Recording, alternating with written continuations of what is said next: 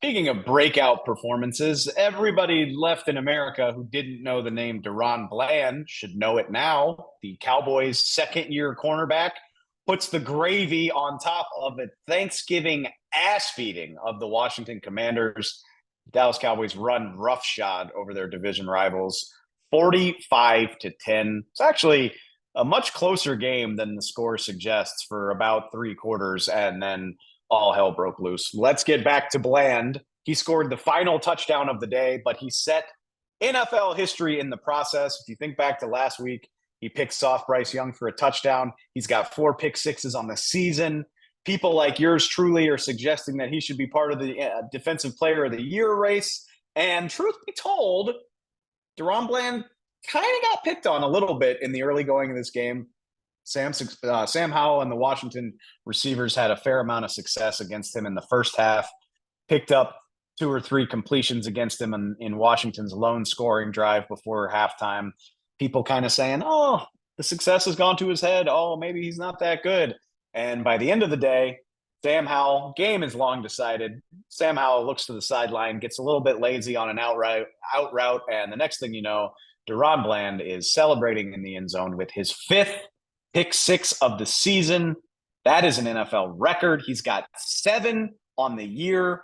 5 of them have gone for touchdowns.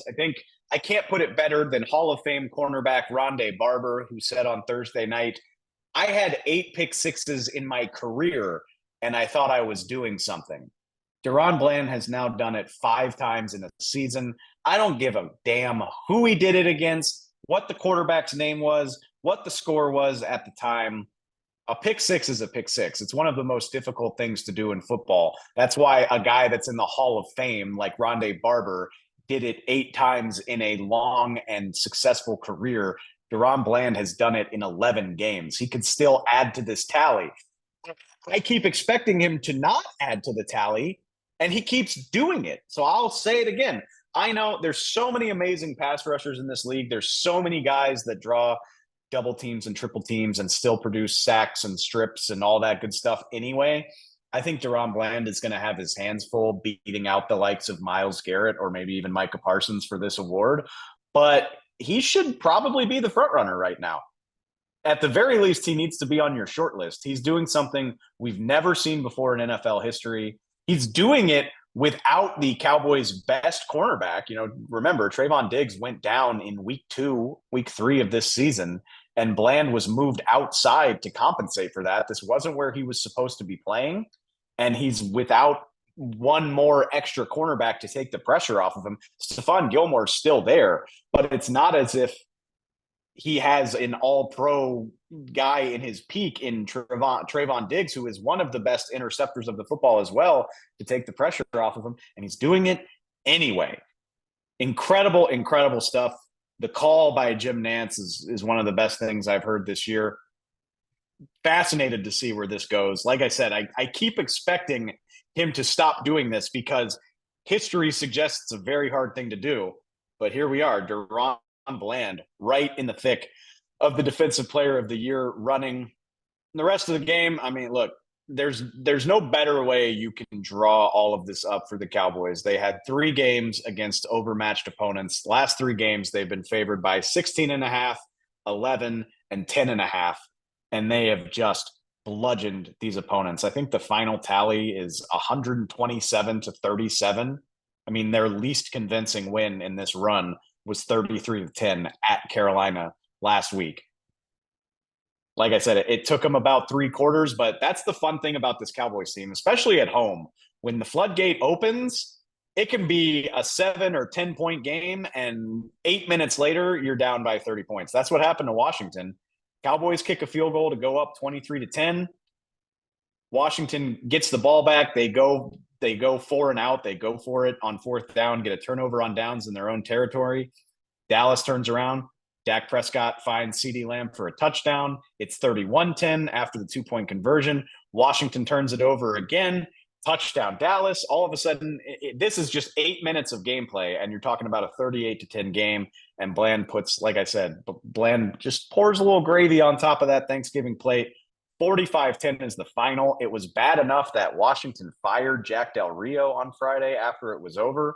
Can't say I blame them, as the Dallas offense rolled once again.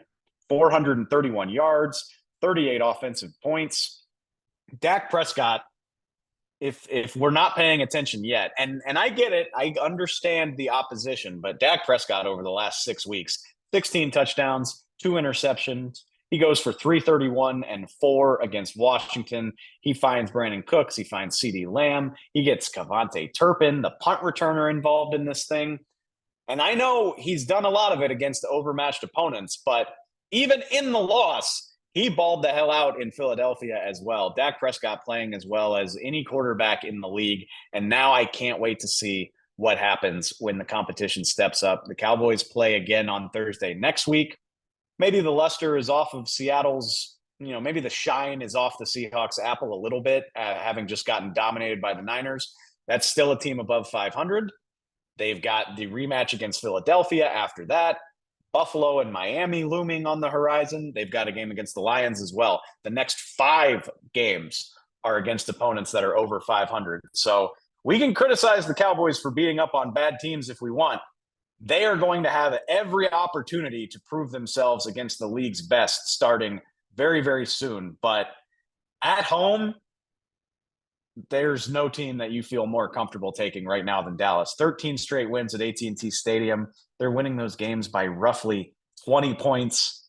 This one, arguably more impressive than any that we've seen recently. Just the speed with which the Cowboys turned this game into a laugher. 25 unanswered points in the fourth quarter alone.